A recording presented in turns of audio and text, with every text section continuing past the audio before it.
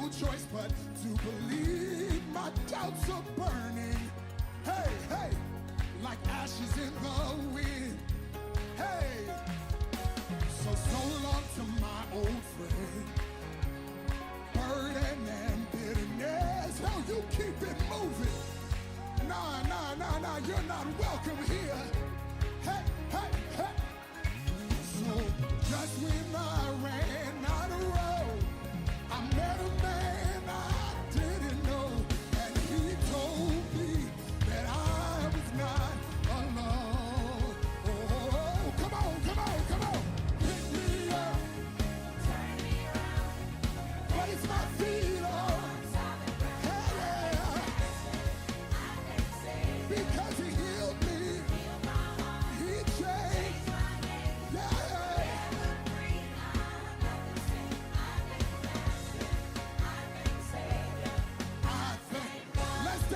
Let's dance, let's dance. Come on, come on, come on, come on. Hey, hey, hey, hey, hey.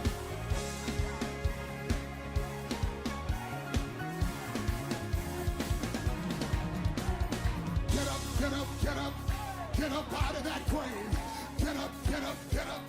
Get up out of that grave. Come on, say, get up, get up, get up. Get up out of that grave. Get up, get up, get up.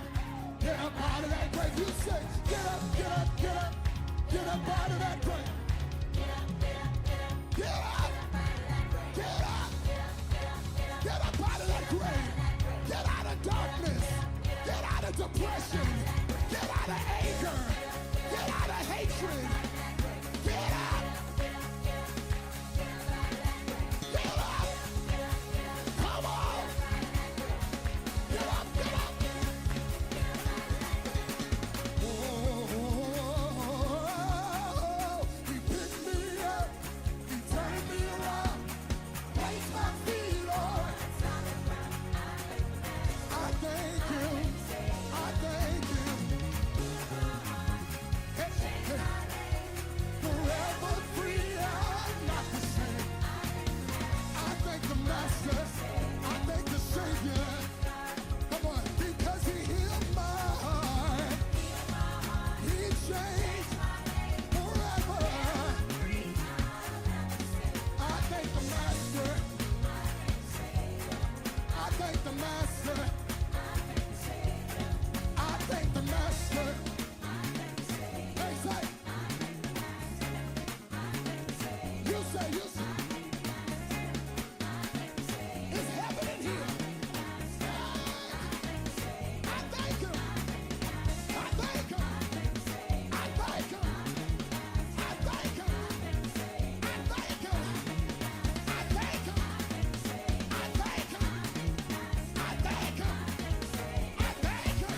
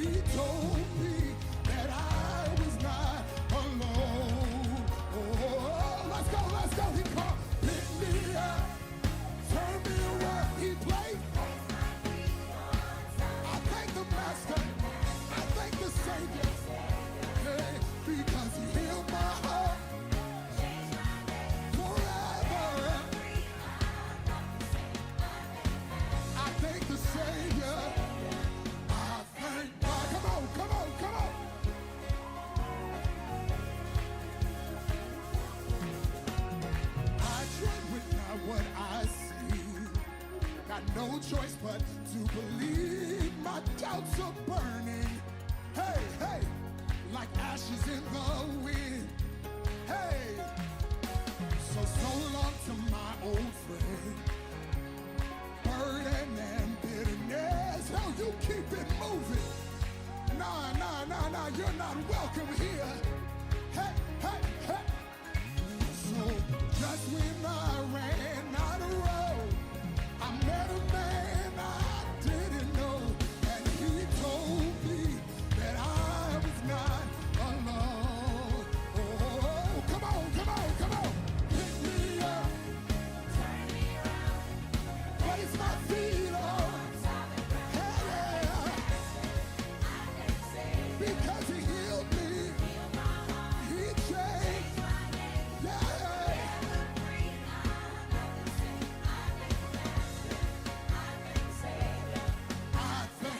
Let's dance, let's dance, let's dance. Come on, come on, come on, come on. Hey, hey, hey, hey, hey.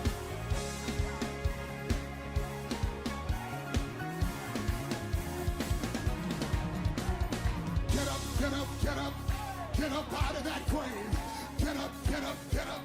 Get up out of that grave. Come on, say, get up, get up, get up. Get up out of that grave. Get up, get up, get up. Get up out of that grave. You say, get up, get up, get up. Get up out of that grave. Get up, get up, get up. Get up. Get up. Get up out of that grave. Get out of darkness. Get out of depression. Get out of anger. Get out of hatred. Get up. Get up. Come on. Get up, get up.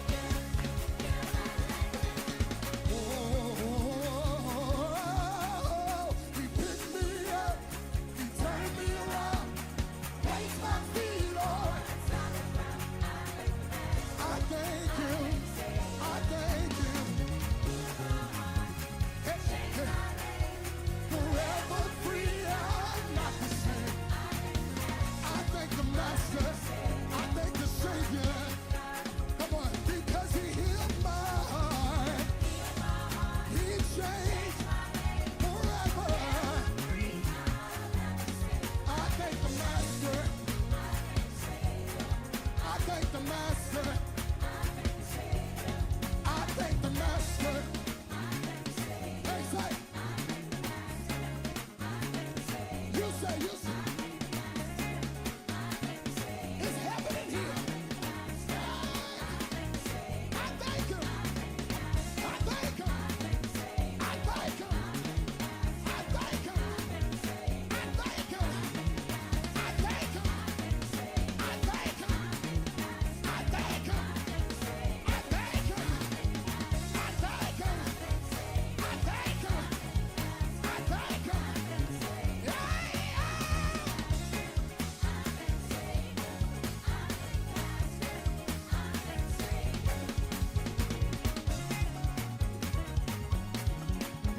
come on, thank. Hey, hey, hey, come on, thank. Hey, hey, hey, come on, thank. Hey, hey, come on, thank. Hey, hey, hey, come on, thank him. Hey, hey, hey, come on, thank him. Hey, hey, hey, come on, thank him. Hey, hey, hey, hey, come on, thank him. Hey, hey, hey, hey, come on, thank him. Hey, hey, hey, hey, hey, come on, thank him. Come on, thank him.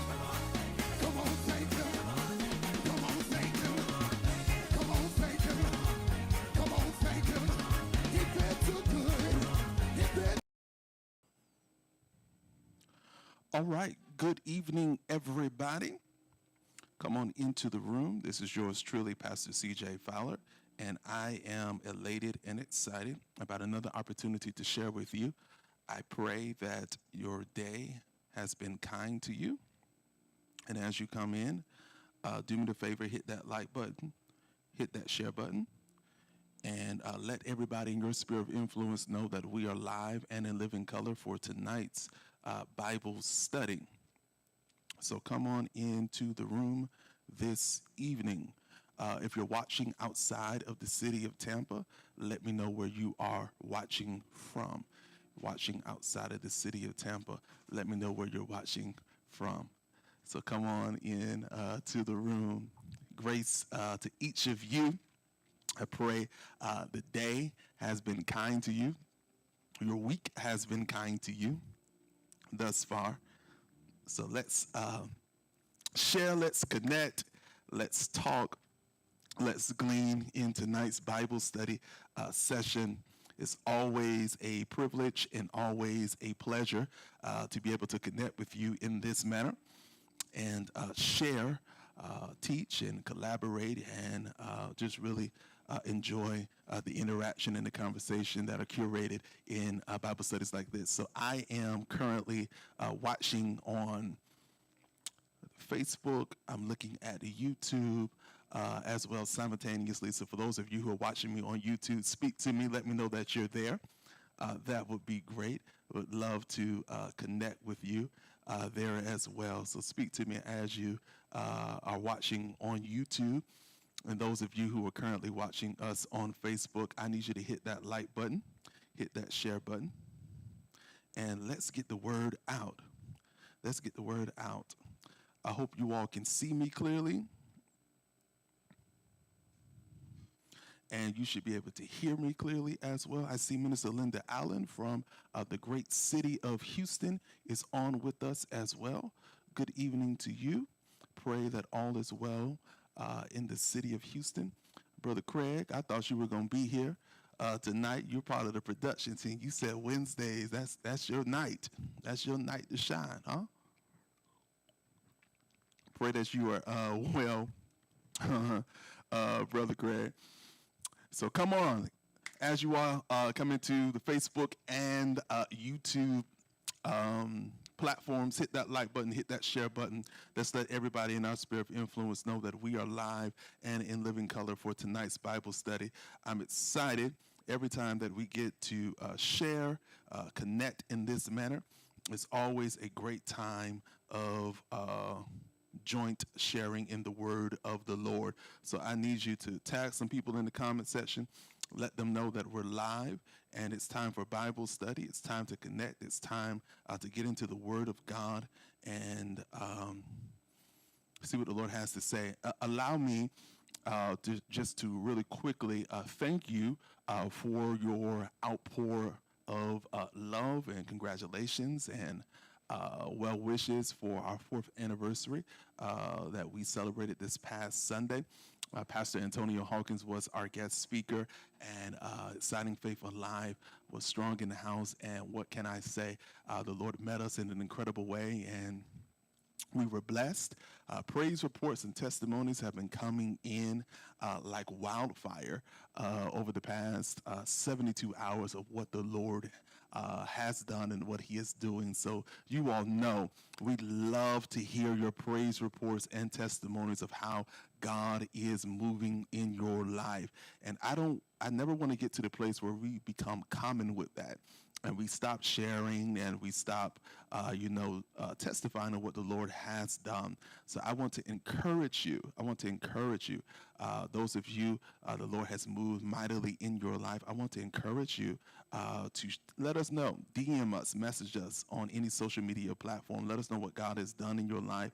And I also encourage you to share. Matter of fact, I'm going to drop the link in the comment section right now for those of you who would desire to share your testimony of what the Lord has done. And on a Sunday, we would be glad for you to be able to do that. So I just dropped that in the comment section right now. I want you to testify. I want you to speak well of what the Lord has done. I have a couple of announcements, and then I want to get right into the word of the Lord with you. And finish up this sermon series. I want to make sure that I have all of my links ready and prepared for you all. So this upcoming, is it November 16th? November 16th, if you desire to be baptized, I want you to go ahead, hit that link in the comment section. Is that the right? Yeah, I think that's the right link. If you desire to be baptized, I'm sure Sister Jewel will come in, our admin, and clean it all up. But if you desire to be baptized, I want you to hit the link in the comment section that I just posted. November 16th. It's the third Sunday in the month of November. We're calling it May New Sunday, and that is the Sunday that we'll be baptizing all of the new converts that have gotten saved this year, new members, those who've never been baptized or desire to be rebaptized. We need you to hit that link. So you can get some more information to prepare yourself for that monumental event in your life. So that's going to be the third Sunday, November 16th. We need you to be on campus, on site at 4:15 for a brief orientation. And if those of you who are being baptized and you desire to get a made new t-shirt, for those of you who have been with us the past couple of years, usually when we do baptisms, we go down south to the beach, but we're going to be on site third Sunday in the month of November. So you will be able to be baptized at the church. And if you desire a shirt, the $25 from small to large, extra large, $28. The link is in the comment section where you can order your shirt and also sign up to be baptized. We need to know how many people are going down in the watery grave. I think it's at least 10 from what I last count.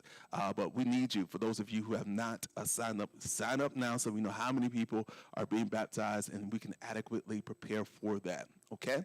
So that's happening third Sunday in the month of November. Chichito, can you put that on the screen so they can see that flyer if you haven't already? Third Sunday. Oh, that's right. I forgot that quick. He is a one-man team. Chichito's here with me. He's running cameras. He's running the switcher. He's managing audio. He's doing everything tonight, and I'm working him. So November 16th, I want you to sign up. If you have not already signed up to be baptized, it's going to be a monumental time in your life. All right? No, I was talking about on their screen so they can see it. Not, it doesn't even matter in the sense. Yeah, there we go. All right? So let's do that to the glory of God. Second Sunday, Jewel, if you can help me with this. Second Sunday, we're doing baby dedication. So if you desire to have your child dedicated unto the Lord, I want you to please sign up. That's happening second Sunday in the month of November, second Sunday. Okay? So please, ma'am, please, sir, you desire for your child to be dedicated. We'll be doing that second Sunday. Third Sunday is Baptism Sunday, all right? Leaders, you'll be getting a message within the next 24 hours. We're going to pivot. We won't have our leadership session this Sunday. It'll be the following Sunday, okay? But second Sunday is baby dedication. I'm going in reverse order. Third Sunday is May New Sunday. So we got a lot going on. We'll be having a new member orientation class as well for those new members who have joined over the past several weeks, or if you are a new member, you have not attended a new member orientation, we want to get you plugged in. We want to get you connected so you know what the ministry is about, how to play a part, and how to serve, volunteer, etc. I got to be honest, and I'm getting ready to pivot in just a minute, so if you have not hit that like button, have not hit that love button, I need you to go ahead and do that right now. But I got to be honest, man, if you came to our Tampa location last Sunday, you saw some new signage. Do y'all like our new signage? I love it. We have been making upgrades and updates because we're still working on the Project Nexus. And I just told, I think it was Ella James today, I was like, I love when the saints come in and they see their investment readily. Every week, every month, We are working on something, always improving. So your tithe and your seed sowing is being reinvested into the ministry. I mean, when you walk in on my wall, you got the pastor's office, new signage, media. You know, they got to be fancy. So they're going to have LED lights around their sign. You know, the media room has become, Octavius, the cool kids hangout office. That's where all the cool kids go. I was looking at the door on Sunday. I was like, it's about 20 people in that office. It's the cool kids office, but we're finishing working on that. You all have seen our directory sign in the sanctuary, the directory sign in the source center. Other signage is going up, but we're not done. We're still painting the facility. We got more signage that will be done outside as well. Our flags will be going up. We are always working on something, and that is a credit to your consistent generosity. You never have to wonder how we are stewarding our resources. We are always making improvements, always enhancing, always improving, sowing into the lives of those who are in our church community and making it do what it do. Brother Octavius said he got to get a shirt made. Man, you got to hit that link. If you want a baptism shirt, hit that link. Joel will drop it in the comment section so you can get your shirt. I'm excited. We got a lot of great things happening in the month of November. But for those of you who are just coming on, again, allow me to express on behalf of First Lady and Shadow our profound appreciation for your acts of kindness concerning our pastor's anniversary. We don't take it for granted that the grace of God, your collaborative partnership, your desire to work with us and see the vision. I want to pause for the cause, and I want to make sure that I'm talking to my people. Jesus said, my sheep know my voice, and a stranger they won't follow. I need some people who are connected to our church in Tampa. You see what we're doing, and even those of you who are connected to our Houston location, because we're actively working behind the scenes to bring some things together and to life there. I just want to make sure I'm talking to my people tonight. I want you to put in the comment section, I see the vision. I see the vision. I see the vision. I want to make sure that I'm talking to my people tonight. They can see, you can see the vision. If you can see the vision, I want you to put it in the comment section. I can see the vision. I can see the vision. I can see the vision. I can see that what started at 1304 South 58th Street is not the end. It's literally just the beginning. And God is expanding us. He's stretching us. I see, I'm connected to the church in Houston, and I see, even in the infancy of what God is doing, that this is a multi-site ministry with integral, credible leadership. There's a vision. People are being saved in our churches. People are being healed. People are being delivered. Justin, I see you, man. I love you. Hey, Brittany, I see you in the comment section. Man, I'm telling you, within 24 hours, we received 3 praise reports. I'm talking about individuals. Man, I'm okay, gotcha. Maybe, hope this is better. 3 individuals who received supernatural increase within 24 hours. People who sowed into, First Lady and I sowed into the work of ministry. Within 24 hours, we received 3 praise reports. Did y'all just hear what I said?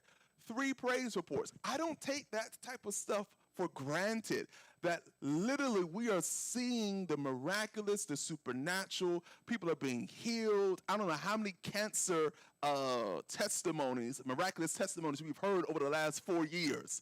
We have seen verified miracles over the last 4 years. And I'm so excited. I'm encouraged to run on and see what the end is going to be. So thank you for those of you who have been journeying with us. I know this past year has been a year of stretching. It's been a year of alignment. It's been a year of really reimagining what our ministry looks like and who it serves. In our Tampa location, you do recognize we serve 3 locations weekly. We have 3 services at our location in our campus in Tampa. So hundreds of people come through our doors. We have literally created an oasis We have created an oasis for individuals to do ministry in their own respective way. We are literally a multi-site, multicultural, multi-ethnic, multi-generational church within the context of Ignite, but we have expanded our borders. We host a Latin or Hispanic church. There's another church plant who utilizes our facility. So the vision is coming to pass. And I want you all to continue to expand your expectation for what God will do next. I need everyone to put in the comment section, next, next, next, next. Next, I see y'all putting in the comment section. I see the vision. I'm back and forth on Facebook and YouTube. Yes, the praise reports, the testimonies, man. I am so humbled and so honored to serve you. I do need to make this announcement. It's already went out to leadership, and they've already worked. Mother Huddleston, y'all know Mother Huddleston. For those of you who are in a Tampa location, Houston, you saw her. She is the hospitality president. She serves over that team. That is the most most popular serve team in our church. It seemed like everybody's a part of Mother Huddleston's team, to the point we had to shut that team down because everybody was joining hospitality.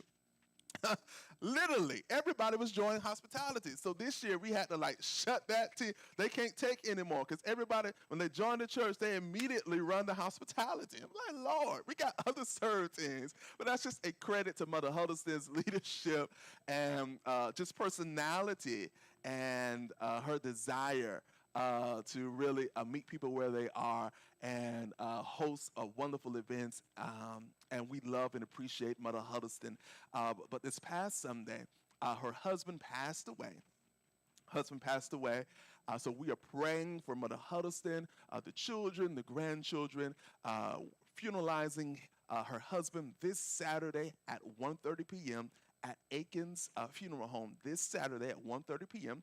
And I'm asking as many of our members to please rearrange your schedules to be there. I've been asked to share words of comfort, so we'll be doing that. Other individuals will be participating on that program as well, but we want to strengthen that family, hold them up. Y'all know Mother Huddleston goes out of the way to serve our church. So many families she's assisted, personally invested her finances into making some things happen. So we want to honor, we want to support, and we want to make sure whatever Mother Huddleston needs, it's supply. And I love this church, Destiny. Justin, I love this church.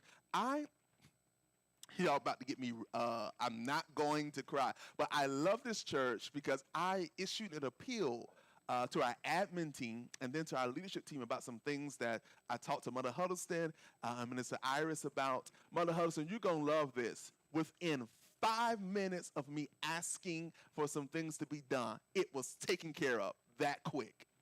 Did y'all just hear what I said? Within 5 minutes of me asking for some things to be done, messages started coming in. Pastor, I got this. Pastor, I got that. Don't worry about this. It's taken care of. And I really believe that is a kudos to the type of culture that we have developed at Ignite. And I love you all so much from the bottom of my heart. Y'all make it do what it do. And I appreciate that. And I know Mother Huddleston and her family does as well. So we'll be in prayer for her, her family in the days coming ahead and weeks coming ahead. But we want to show our support, strong support, this Saturday, 1:30 p.m. at Aikens Funeral Home. All right? So that message will be going out tomorrow via text community. All right? Let's get into the word of the Lord. Let's get into the word of the Lord. If you're ready for the word of the Lord, I need you to put in the comment section, ready. Ready for the word of the Lord, put it in the comment section. Ready. Ready. Ready. Ready.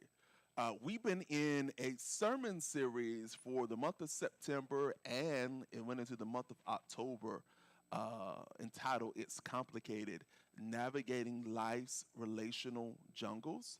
And we have been having some interesting conversation. Make sure that this is good. All right. great. We've been having interesting conversation over the last 7 to 8 weeks, and over the past 3 or 4 weeks on Wednesdays, we've been in a mini series talking about drawing circles and not lines. And tonight, I want to talk about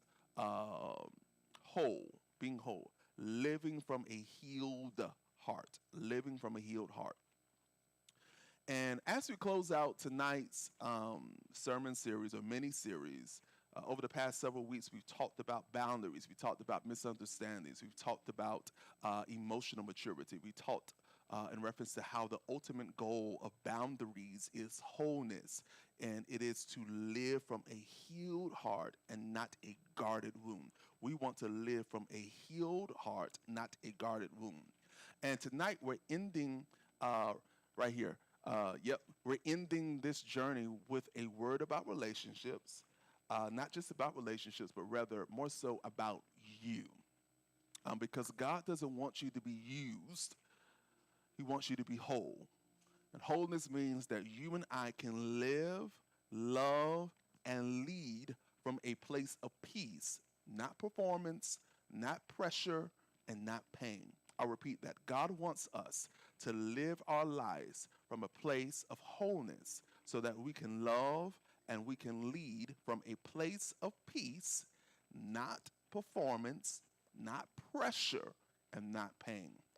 I want you to say this with me out loud as a confession or an affirmation. And for those of you who desire to put it in the comment section, I want you to do that as well. I want you to say this out loud. Lord, make me whole, not just healed. Lord, make me whole, not just healed. Lord, make me whole, not just healed. Here's point number 1 I want you to put in the comment section. Peace is a posture, not a place. Peace is a posture, not a place.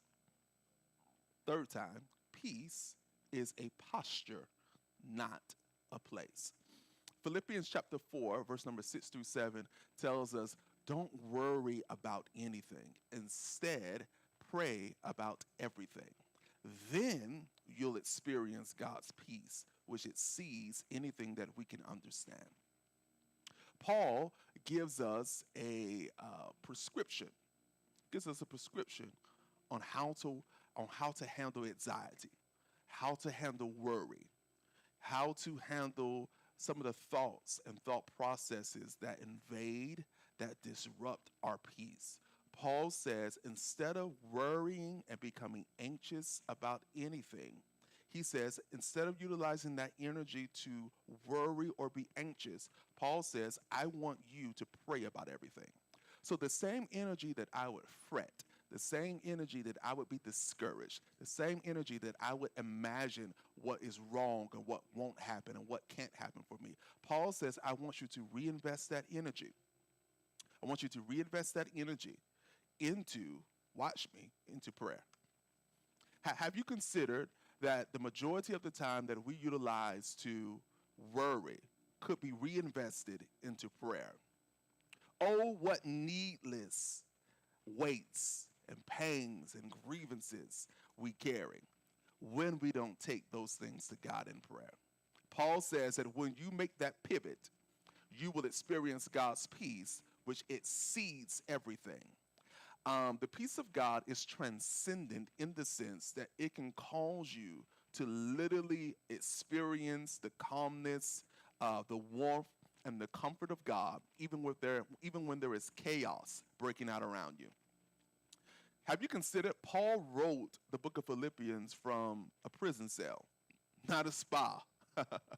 Because peace is not found in what's around you. It's formed from what's within you. I'll say that one more time. Peace isn't found from what's around you. It's formed in what's within you. The Hebrew word for peace is shalom. It doesn't just mean calm, Destiny.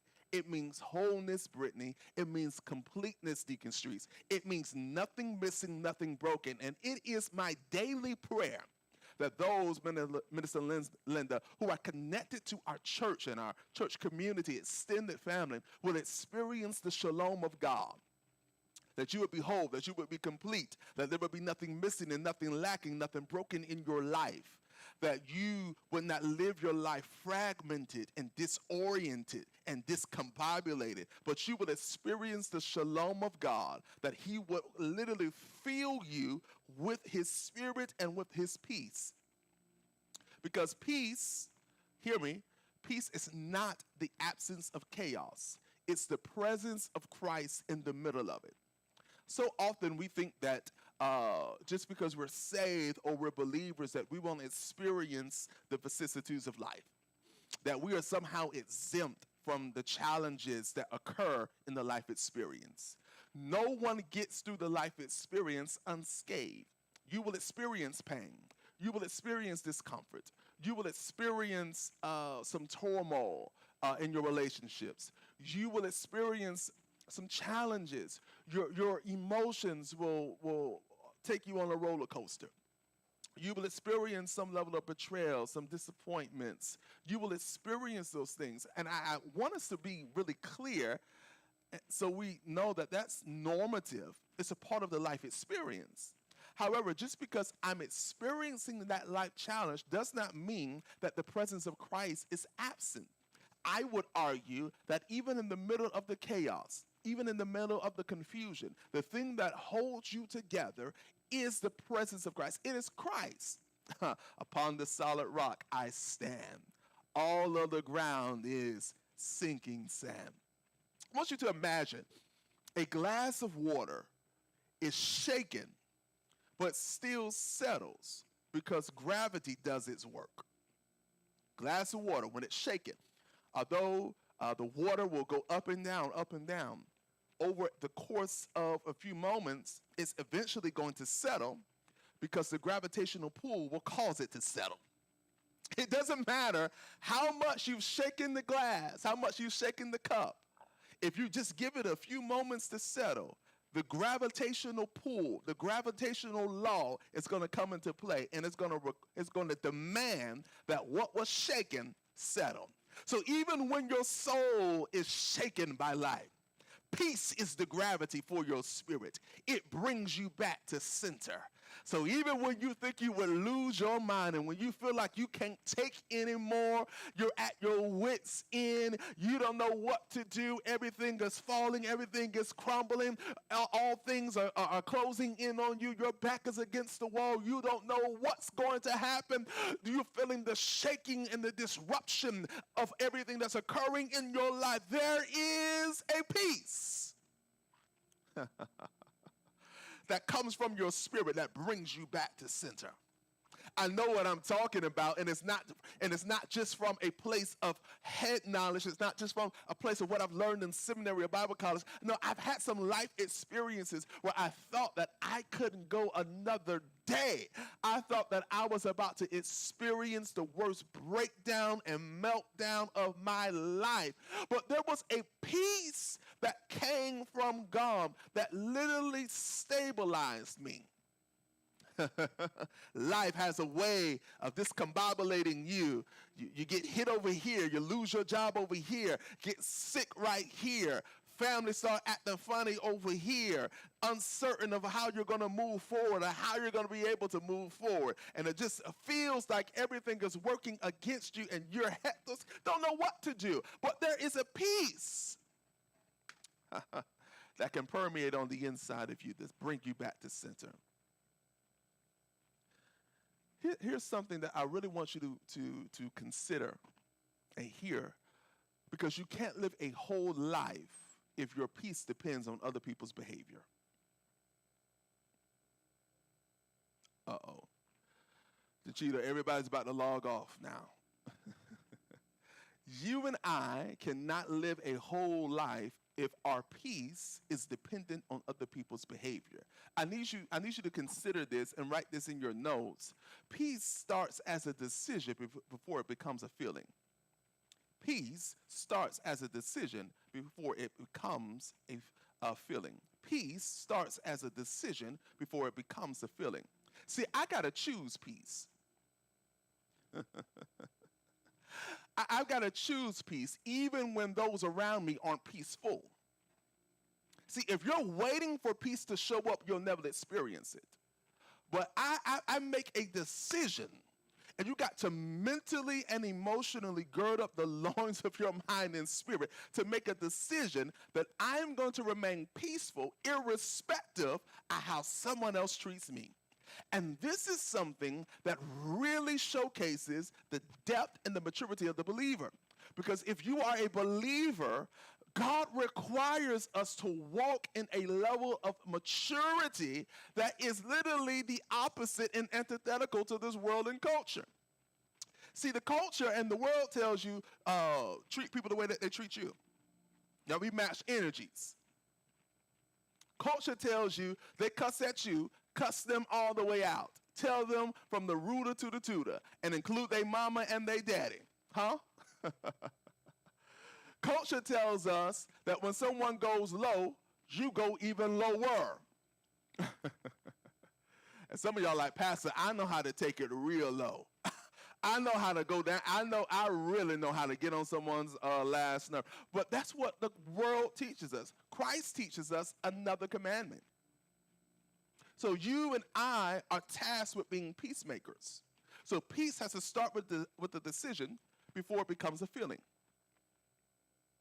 Proverbs 4:23 has been a verse that we've heard several times throughout the past 5 to 6 weeks. It says, above all else, guard your heart, right? For everything you do flows from it. Got to guard my heart because everything that I do flows from it. But I want to clarify something because some of us done took this a little bit too far. You don't went a little bit too far. Guarding your heart doesn't mean locking it. Some of us have built fortresses when God asks for fences. We've learned to protect ourselves but forgot how to connect again. And wholeness means that I have to learn how to love without losing myself and protect myself without punishing others. Did y'all hear the distinction? We got to learn how to love without losing myself. So I don't fall in love, whether that is from a romantic context or even a platonic or friendship context. I don't fall in love. I make a decision to love. However, I can love you without losing me. I never want to become so invested in you that I dishonor myself and I lose myself. I have no identity outside of you. No, that's not healthy. That's not something that's profitable for me. So I got to learn how to love without losing myself. And number two, I got to protect myself without punishing others. And sometimes because we've been hurt, people have wounded us, we punish everybody for things that they didn't do. So I'm going to treat you horribly, and I'm going to be very distrusting. I'm going to be very shady. I'm going to be very mean, and I'm going to be very short or curt with you because of how the last person treated me. So I'm going to make you pay for what the last person did to me.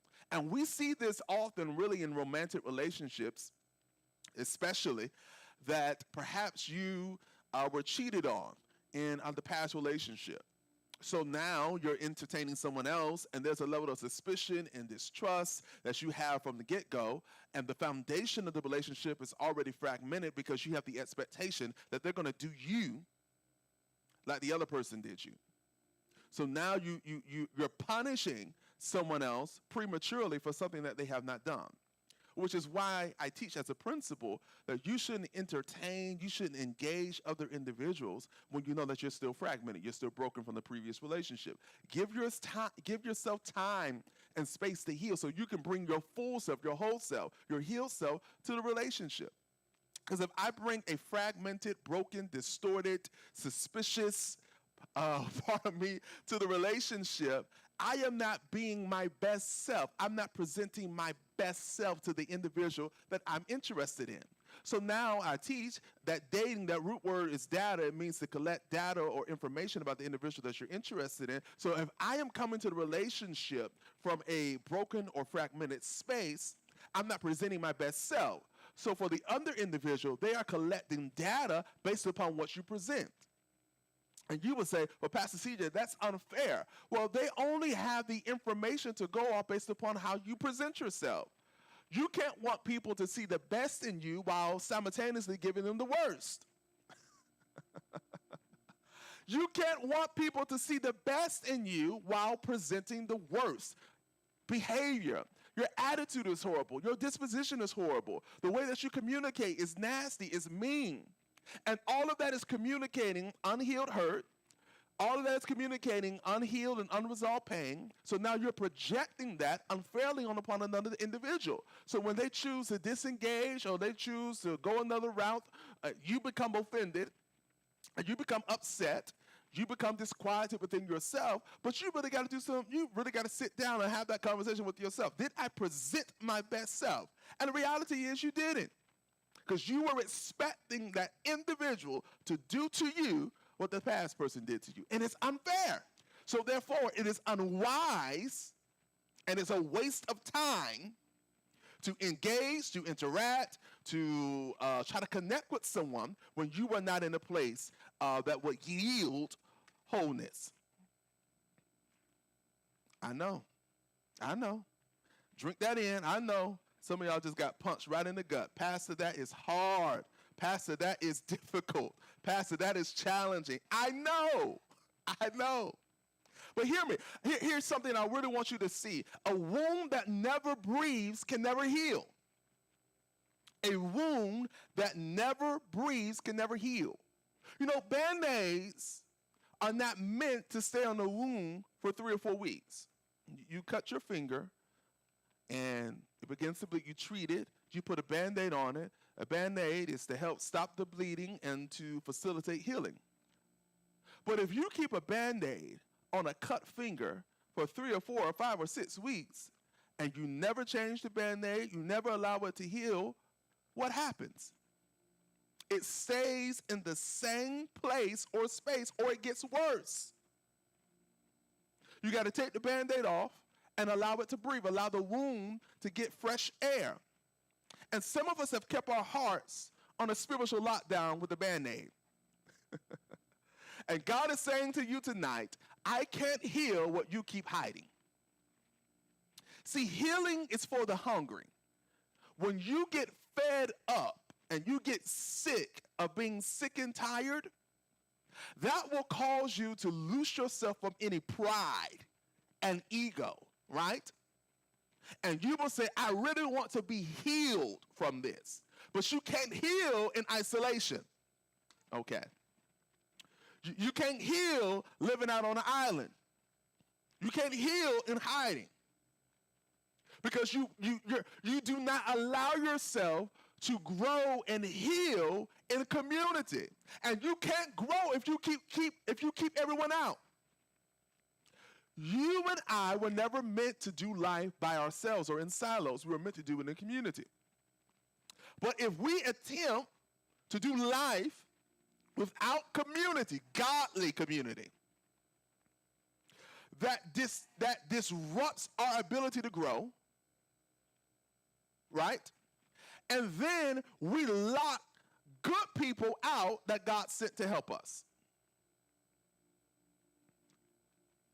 Some of y'all are like, well, Pastor, you've been talking about boundaries and how we're supposed to have boundaries and we got to keep the wrong people out and make sure that we keep the right people in. Absolutely. Boundaries create space for love to flourish. Boundaries are not about control or manipulation. Did you just hear what I said? Boundaries create the necessary space for love to flourish. It's not about control. It's not about manipulation. It's not about me getting my lick back. It's about clarity. Write this down, because you can't have connection without clarity. And you can't have clarity without boundaries. Now, I'm really got to mess up. And those of you who watching me on Facebook, those of you watching me on YouTube, you're gonna feel some type of way. But I really got to lean into this. You can't have connection without clarity, and you can't have clarity without boundaries. And for some of us, that's the problem. We don't have any clarity because we lack definition. What is this? Is this a friendship? Is this a budding relationship? Is this something that may lead to a serious courtship, engagement, marriage? What is this? And for some of us, we refuse to define things properly. So what do? We get into friendships, we get into relationships that don't have definitions. And because they don't have definitions, what do? Well, I'm just here for a good time. I'm just going with the flow. You are grown. What you talking about? You just going with the flow. You're not 16. You're not 17. You're not 19 or 20. You are grown. Well, Pastor, I'm just going to see how this go and how this work out. Ma'am, you are 32 years old. You don't have time to be playing no games. Sir, it is your responsibility within the context of a romantic relationship. It is your responsibility to lead and steer and define what this is. The woman shouldn't have to wonder whether or not you're interested in her or whether or not you want to seriously court her or date her. The woman should never have to wonder. The man should lead with clarity and distinction, because a man without a vision is dangerous. A man without a vision is a liability. A man without a vision is a waste of time. A man that doesn't have discipline will lead to destruction. So, sir, it is your responsibility to lead with definition and clarity. So now the woman knows how to reciprocate and to reflect what your intentions are. So if the intention is not clearly defined, if the intention is not clearly stated, I am wasting your time. So I need to make sure that all of my connections have clarity. And that clarity should produce boundaries. And some of us are in such a hurry to have anybody, just have somebody, just to have a piece of a body. Anybody will do. And because we are so thirsty for companionship, because we are so desirous to be in a relationship, we will settle and we will shrink ourselves just so we have somebody. But when you do not have clarity and you do not have boundaries, you do yourself an injustice to your future self. I need you to say this out loud. Say this out loud with me. My boundaries are not rejection. They're a reflection of my value. My boundaries are not rejection. They're a reflection of my value. One more time. My boundaries are not rejection. They're a reflection of my value. If I don't have boundaries, what I am communicating to you through my actions is I don't know my worth. And I am looking for someone else to determine my value. And here is where things get dangerous. If you do not know your worth, you leave it up to the individual that you are interacting with to determine and assess and evaluate your value. You don't give another person that much power in your life. There should be no one in your life that gets to determine what your value is, gets to determine what your self-worth is. The devil is a liar. I've got to determine my self-worth and my value not based upon what I think about myself, but based upon what God tells me. God tells me I am fearfully and wonderfully made.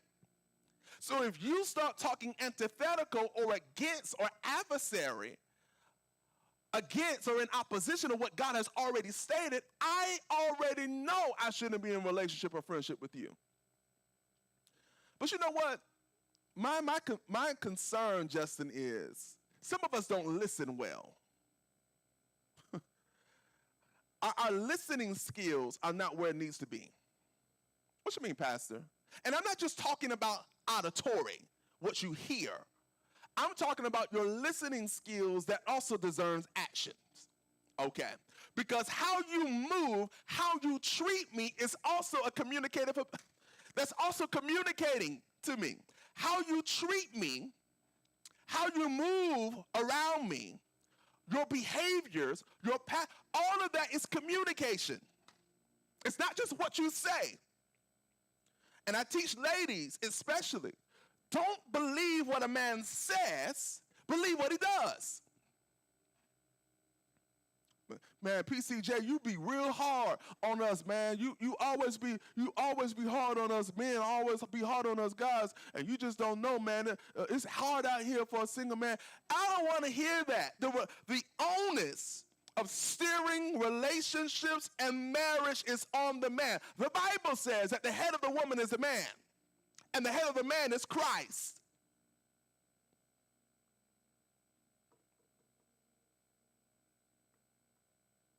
You trying to let a woman lead you spiritually?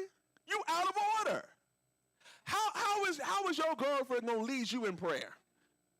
And the Bible says, my God, that the head of the woman is the man, and the head of the man is Christ. You're out of order. You mean to tell me your girl's gonna spend more time in prayer than you? Your girl is gonna study her Bible more than you? Your girl is gonna out worship you? Your girl's gonna out praise you? Excuse me? That tells me you're not ready to lead. Man, I just go with the flow, and I just vibe, and I just feed off energy. That's the problem. You're feeding off of the wrong energy instead of engaging the Holy Spirit that infuses you with strength to be the man that God is calling you to be. Point number 3. Relationships. I know some of y'all like, Pastor, I ain't come for the gut shots. That's all I got for you tonight. Relationships are the mirror of your inner world. Relationships are the mirror of your inner world. In Mark chapter 3, verse number 34 through 35, Jesus says, he was seated with those in a circle. He says, here are my mother and my brothers. Whoever does God's will is my family.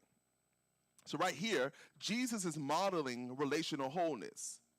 Jesus could love his family without letting them limit his focus. So he teaches us how to redefine connections around obedience and not obligation. Now, I want to lovingly suggest to some of us who are experiencing various nuances in our family life, relationally. Your obedience to God should be primary.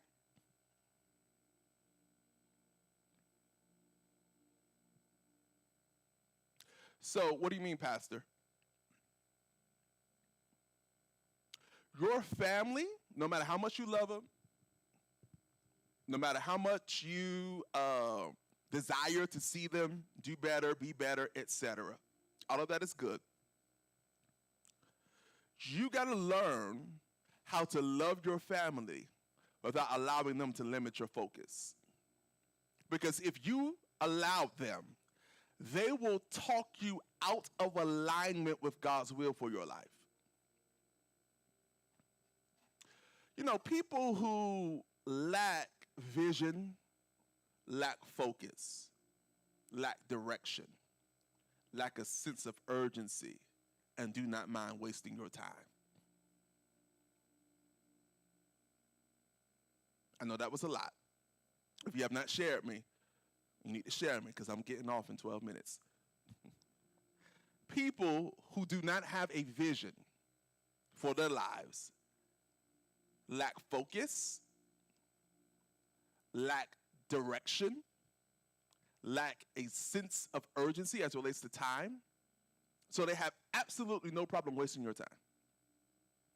Because there is no discipline in how they live their lives. I'm sorry. I am so focused on pursuing the call of God on my life, the assignments that he's tasked me with. I don't have the mental or emotional bandwidth or capacity to talk you into agreement with what God told me to do. And my fear is some of us are negotiating our obedience with God because we're trying to find agreement and harmony with family. If my obedience to God causes you to feel some type of way, you're just going to have to feel some type of way. If my allegiance to Christ causes you to feel like you're not as important in my life, well, you're just going to have to feel that way. And that's not to be mistaken to be said in a dishonorable or disrespectful way. But Jesus said, I got to do the works of him who has sent me while it is day. Night is coming when no man can work. There has to be a sense of urgency with your time, right? So when we start talking about relationships, Octavius, I want you to consider that relationships are mirrors. They reflect the parts of us that are still healing. So family shows us our roots. Friends show us our reflection. But faith family shows you your revelation. That was good, PCJ. Let me say it one more time. Relationships are mirrors. They reflect the parts of us that are still healing. So family shows me roots, that's foundation. Friends show me my reflection. But your faith family shows you your revelation. That's why it's very possible for people who are believers to understand you and get you in such a way that people who have known you 20 or 30 years have yet to be able to get you. That you can connect with someone in the household of faith and they just understand you. You have like spirits, kindred spirits. They get you. Y'all know what I'm talking about? They like get you. It doesn't require a whole lot of explanation, doesn't require a whole lot of context, but they understand who you are by virtue of revelation. Your faith family, your church family, shows you your revelation. So when you start healing, when God starts making you whole, you begin to realize peace changes your palate. You stop craving chaos and confusion and disguising that as connection. When you start healing, notice what begins to change around you. Because when you start healing, you can't be in no confusion. You can't be around dysfunction like that. No, I don't want to know what the tea is. No, I'm good. I'm not interested in that conversation. No, I don't want to know who's sleeping with who. I'm good on that. No, I don't want to know about what's happening over in their household. I'm good on that. When you begin to heal, it really shows you how far gone you were with foolishness. See, when you were unhealed, you run to the tea. When you begin to heal, you ain't got time to hear nobody else's tea. You trying to make sure that the stuff that you done stay under the blood. Oh, I'm working in here. I'm working in here. I'm working in here. I got to go, Mother Huddleston. I got to go. Let me show you this. I believe we could put this on the screen too, Chichito. We teach people how to treat us by what we allow, by what we stop, and by what we reinforce. We teach people how to treat us by what we allow, by what we stop, and by what we reinforce. So every day, you and I are teaching people how to treat us through our actions, through what we entertain, through what we respond to, through what we engage with, through what we have conversations about. We're literally teaching people how they should treat us. So if you don't like how people are treating you, don't look at them, look at you. Why have you allowed yourself? Okay, see. I know we got this gospel of everyone is a hater, everyone's envious of me, da-da-da-da-da. All right, y'all been here long enough. Grow up, come out of that. I want you to look introspectively and on the inside of you. What is it about me that makes them so comfortable to disrespect me? What spirit am I giving off that allows them to feel comfortable dishonoring me? What is it that I am now projecting that they are now reading that makes them feel okay with talking about me to my... No, I got to look on the inside of me. So when you grow up, when you mature, and when you recognize that what I project out in the world, people are going to respond to that, I I changed everything concerning myself.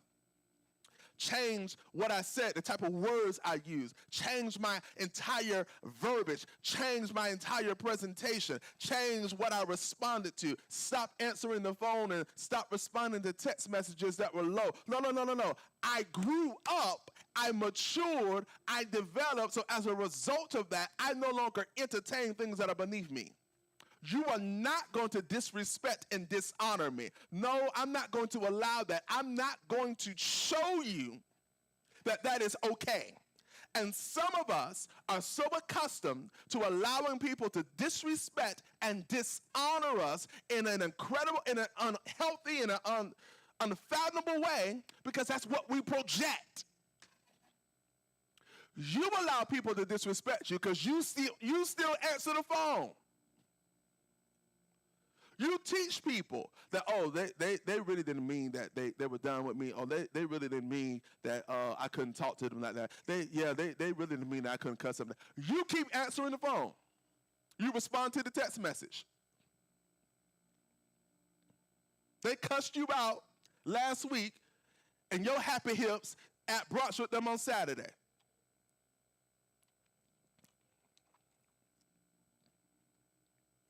They stabbed you in the back, and instead of being in church on Sunday, you out shopping with them.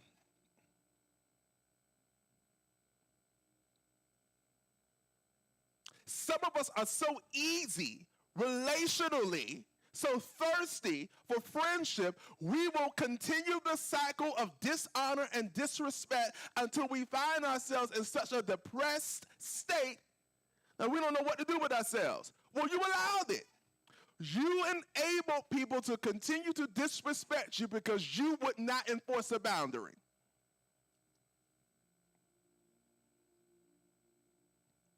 So you and I can't walk in wholeness while rehearsing brokenness. We've got to allow our boundaries to be our therapy and our love to be our testimony. An expression of my boundaries is love. That's one of the greatest expressions of my boundaries. One of the greatest expressions of my love is to have boundaries. I'm not performing for you to like me. Jesus. I'm not performing for you to love me. I'm not performing for you to be my friend. I am not going to shrink. I am not going to dim my light for you to be my friend. For you to be my girlfriend.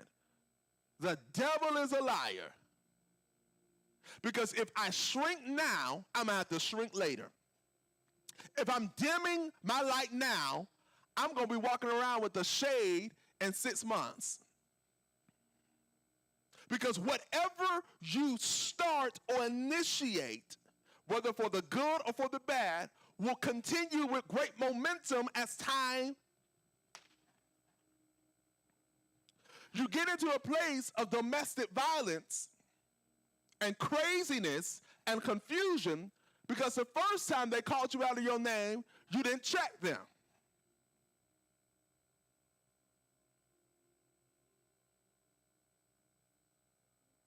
They said, oh, I'm sorry, baby, I didn't mean that. And you tolerated it.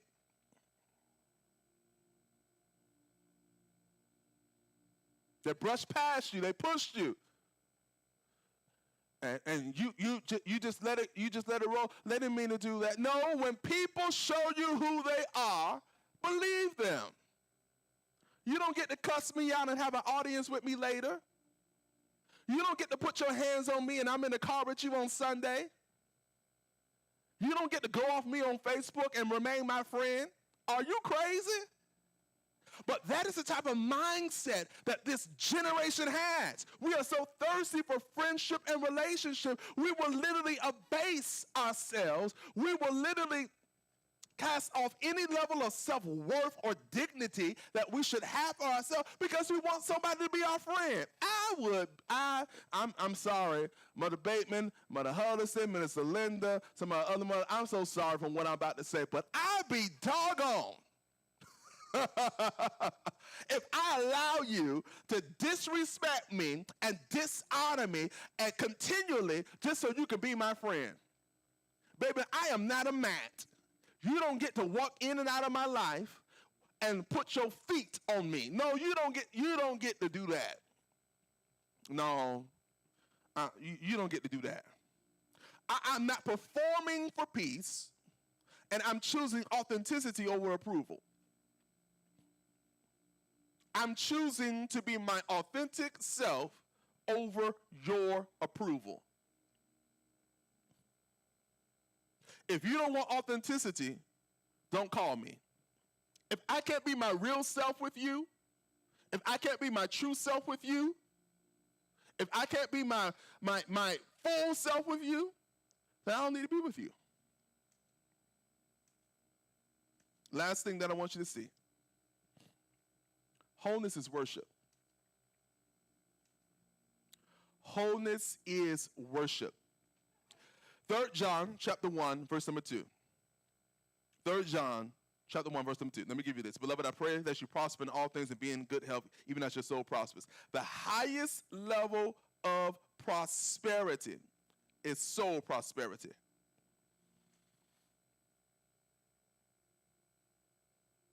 The highest level of prosperity is soul prosperity. True prosperity starts with your soul. God just doesn't want to bless your bank account. He wants to balance your inner world. So what does it profit a man to gain the whole world and lose his soul? When your soul is whole, your relationships change. When your soul is whole, your rhythms change. When your soul is whole, your reactions change. Some of us are so quick to react that we don't take the time to respond. See, a reaction is by impulse. A response is by intention. And some of us we're living brittle lives. We're so easily offended. I've discovered, Deacon Streets, the most offended people are also the ones that offend others the most. The most offended people that you will ever run across are also the same individuals that offend others the most. And it's the lack of self-awareness that allows them to continue in that cycle of wreaking havoc in other people's lives. Whether it's gaslighting, whether it's having manipulative or deceptive practices or ethics, whether it's being a liar or being dishonest or a cheat, people who are offended the most are usually the number one perpetrator. But when you are whole, when your soul is whole, we'll know because your relationships will change. When your soul is whole, we'll know because your rhythm changes. When your soul is whole, we'll know because your reactions changes. When your soul is whole, we'll know because your responses change.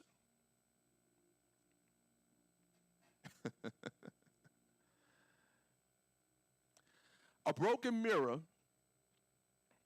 reflects a distorted image.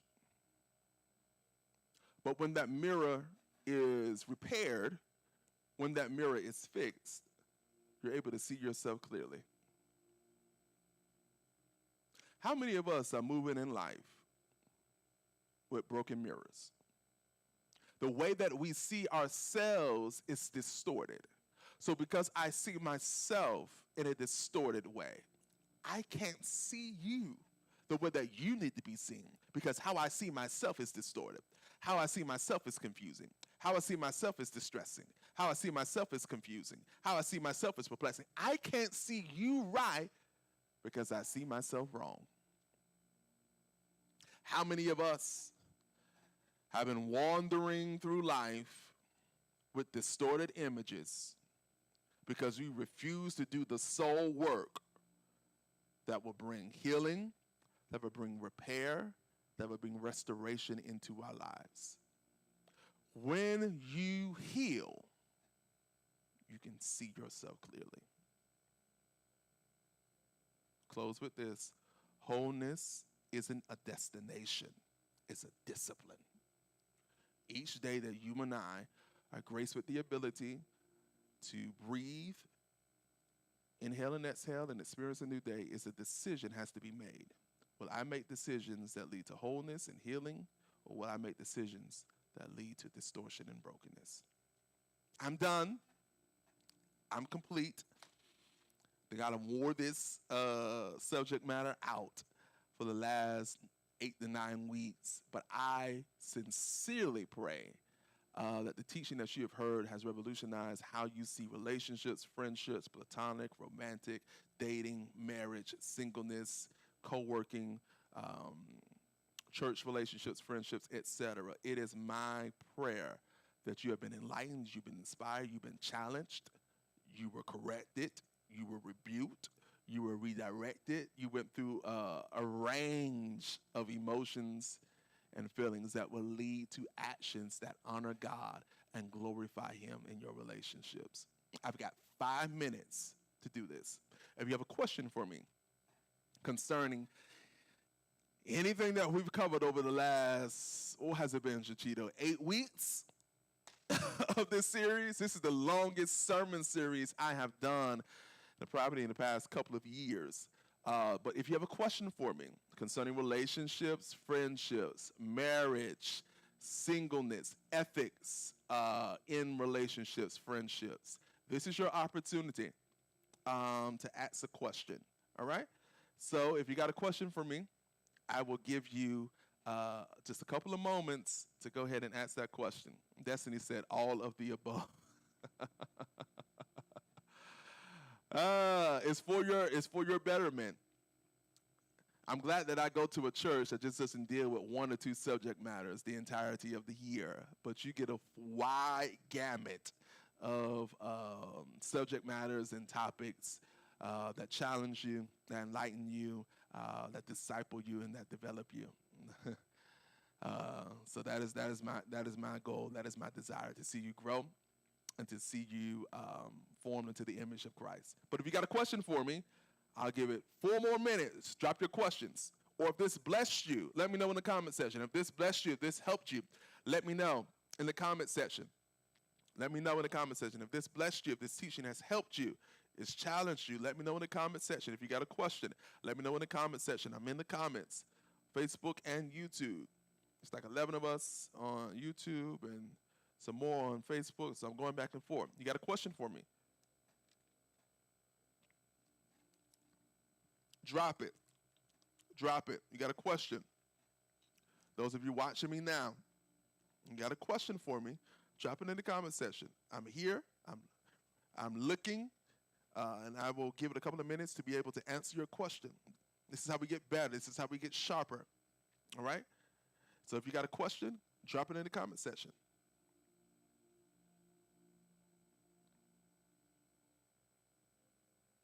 Whether you're on YouTube, whether you're on Facebook, let's go.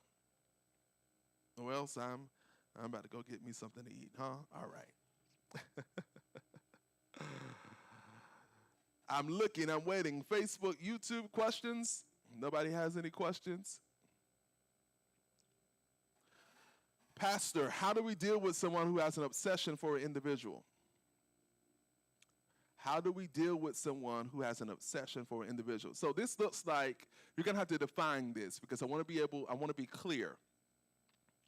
Are you asking how to deal with someone who was obsessed with you, or you're asking on the behalf of a friend who's dealing with someone who's obsessed with them? If you bring it closer, I'm able to kind of provide a more direct answer. But if you're on the sidelines watching somebody else go through something and they're being, obsessed by another individual, is really not too much you can do. So clarify your question for me so I can give you a more directed answer.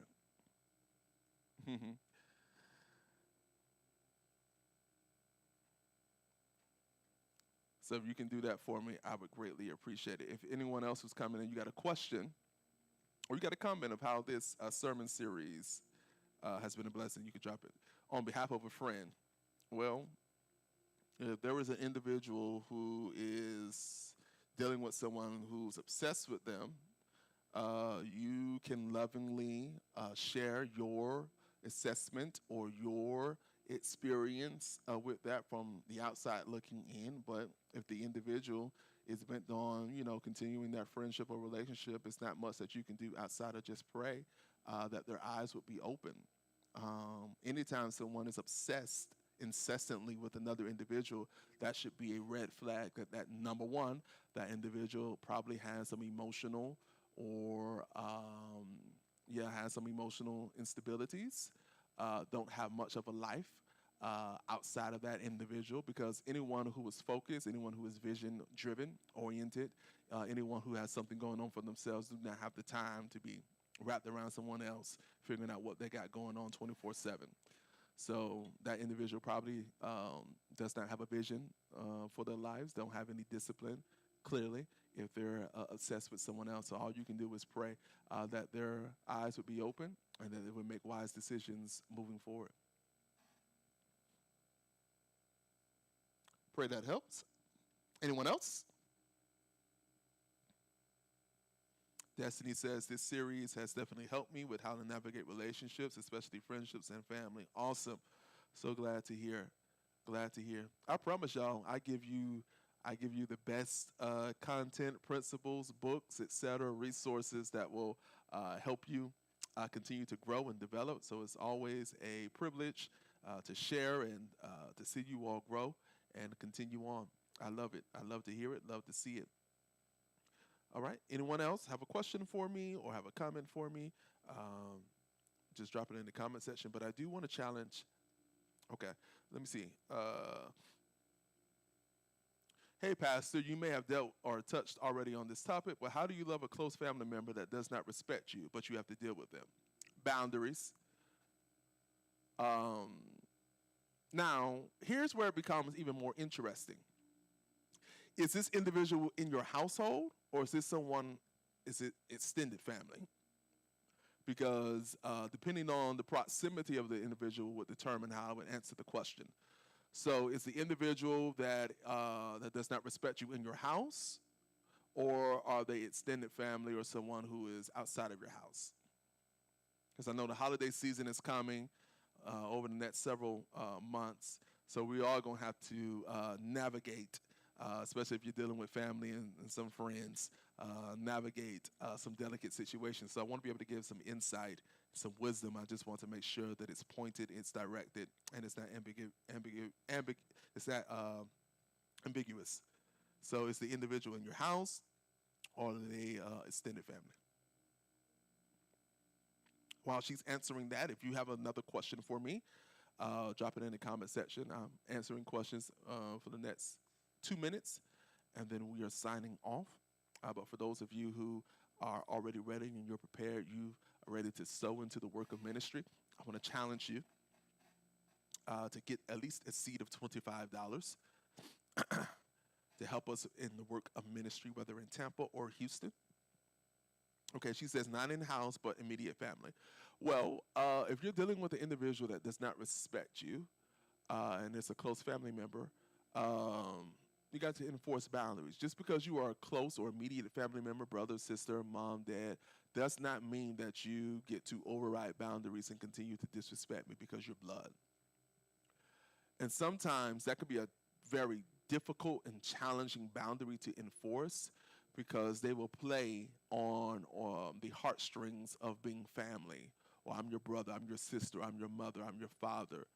And as a result, they try to utilize that as an upper hand to continue to disrespect you. But just because you are a family member does not mean that you get the right to disrespect me. So I would enforce boundaries. And if they do not respect boundaries, I would enforce it through distance. So what does that look like? That looks like me not coming around as much. It looks like me not answering your phone calls or text messages, because until you learn how to respect me, you will not have access to me. I'm big on that.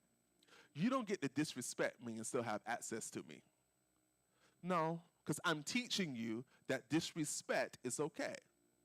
So you're going to think that you can continue to disrespect me, and I always answer the phone, and I always text back, and I'm here at your beck and call. No, that's not a seed that I want to reap a harvest from.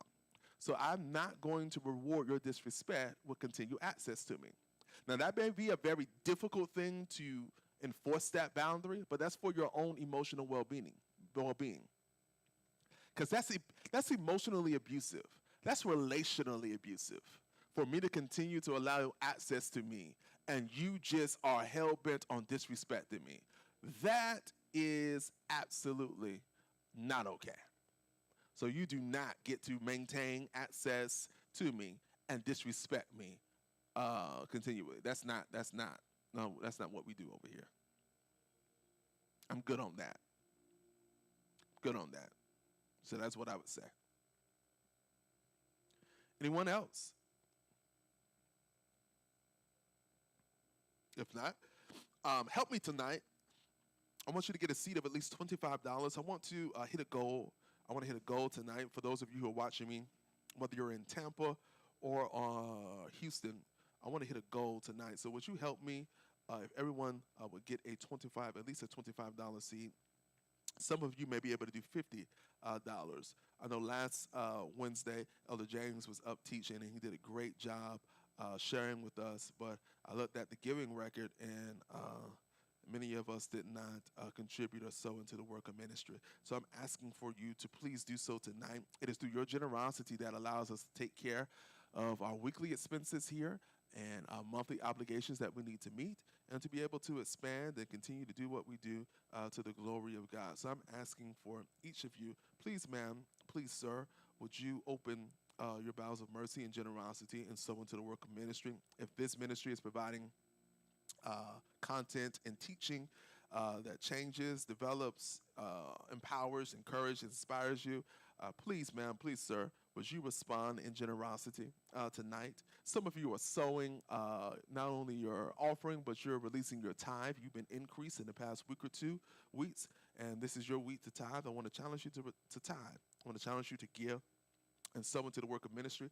I know that this is good ground in Tampa and in Houston. So I'm asking, please, ma'am, please, sir, to get your best seed in your time, and let's sow into the work of ministry. If you're giving by way, if you're in Houston, you can give on our Houston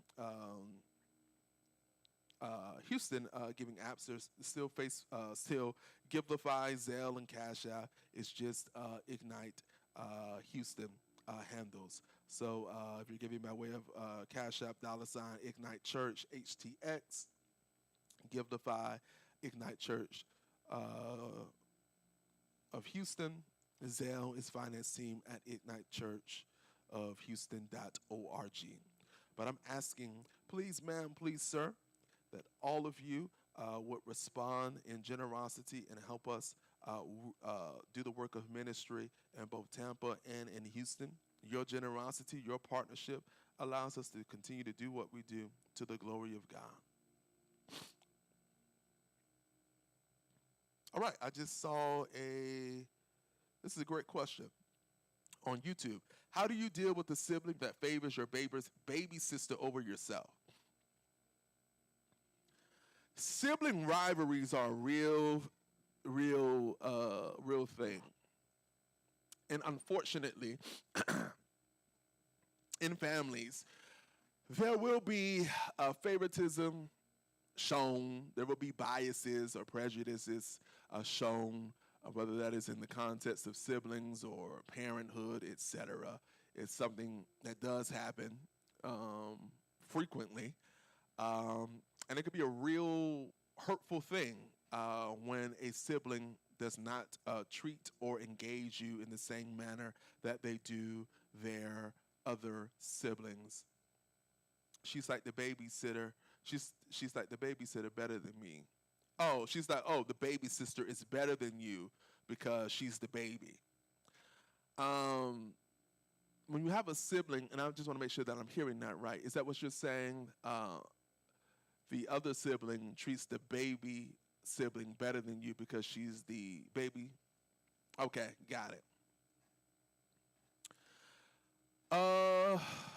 Unfortunately, These type of things are extremely hurtful and can cause all types of damage in the context of an immediate family. And I would say I would have a conversation. Now, and this is something I'm not saying that you have already done, because if this has been going on for years and years and years, the individual knows what they're doing. I can imagine that this has been going on since childbirth, or childhood, and this has continued to go on for years and years and decades, and the individual doesn't know exactly what they're doing. That their self-awareness is to the degree that they just don't know what they're doing. So I would have that tough conversation, like, hey, brother, hey, sister, I've noticed, and I know you know, that over the course of our entire lives, since our baby sister is born, you have treated her entirely different than how you treat me. Whether that is you're shorter with me or you're curt with me, you say hurtful things to me, you don't consider my feelings at times, and I'm letting you know that this is something that I just can't allow to continue for my own emotional well-being. I love you and I love my sister, but this is driving a wedge between all of us. It's unfair. It's not right. It's not something that should continue. We're grown. We have our own children, I'm sure, at this point. And this is not the type of behavior that we want to model for the next generation to catch on. So this is a boundary. So whether that is you have that tough conversation, you hold that boundary, and perhaps you have to distance yourself. Perhaps the engagement is not, as frequent as it used to be. But you teach people how to treat you, and especially with family. Family will think it's okay to disrespect you and dishonor you, and you just got to take it because we family. No, I don't have to tolerate that. Matter of fact, I'm not tolerating that. So every time that I see it, every time that I hear it, I'm going to check you on it. I'm going to enforce that boundary. I am going to create healthy space between you and I, so I am not being abused by that type of behavior. It's not right, because that wears on you mentally and emotionally. That wears on other relationships, even with your baby sister, because that puts her in the middle of something that, has absolutely nothing to do with her. It's the other sibling that is choosing to treat you harshly or not equally, or with the same level of equity that she treats the baby sister. And just to do it because she's the baby sibling and all of you are grown now makes absolutely no sense. So that lets me know that perhaps the other sibling may have seen your parents treat you a certain way, or in their mind, they may feel that you're treated better than them. Because people imagine all type of things. And I have the sneaky suspicion that that sibling may think that within the context of the family, you are treated or you're looked at in a certain light or better than they are. So as a result of that, they're going to treat the baby sister better than you or whatever, something petty like that. It's crazy how small, petty things can become, real grievances and grudges that last years and years and years. But that other sibling definitely has a lack of self-awareness, needs some prayer, and I would enforce that boundary and create some healthy distance between us, because I'm not going to allow you to continue and dishonor me like that. It's not fair. I pray that answered your question on YouTube. All right. I think I am complete. I don't see any more questions. If this blessed you, if this helped you, if this ministry is blessing you, helping you, share this live with at least 5 people. Tag them, send it to their inbox, tell them to watch this. If they're in the city of Tampa, tell them to come to church on Sunday. Would love to meet them, love to connect with them. And help me get the word out. So this Sunday, we're back, normal service programming at 5 p.m. I'm looking forward to it. We have a brand new sermon series for the month of November that I will be teaching and preaching on, really about the presence of God. Ultimately, and what God is doing in and through Ignite. So each week we'll be sharing deeper and deeper and deeper on that. So we'd love to see you if you're in the Tampa Bay area to meet us on Sunday at 5 p.m. For those of you who are in the city of Houston, of course, you can stream and watch us online as well. Every Sunday morning, 10 a.m. Eastern Standard Time, 9 a.m. Central Standard Time is our Christian Education and Development class. It's an hour-long class, i.e. Sunday school. So if you're a part of our text community or you're in one of our Facebook groups, whether that is Tampa, Houston, or our joint collective group, that information is posted there. If you want to connect with our ministry, if you're in Tampa or if you're in Houston, DM us or leave a comment, and someone will follow up with you and walk you through next steps. If you desire to be saved, or you need prayer, DM us. We'll be glad to walk you through next steps as well. We love you. Continue to pray for me as I pray for you. And we'll see you very soon. All right. Grace to you. Have a wonderful night. The Lord bless you. The Lord keep you. The Lord cause his face to shine upon you and give you rest. May you wake up refreshed from your labor in the morning, ready to take on a new day. With the grace of God.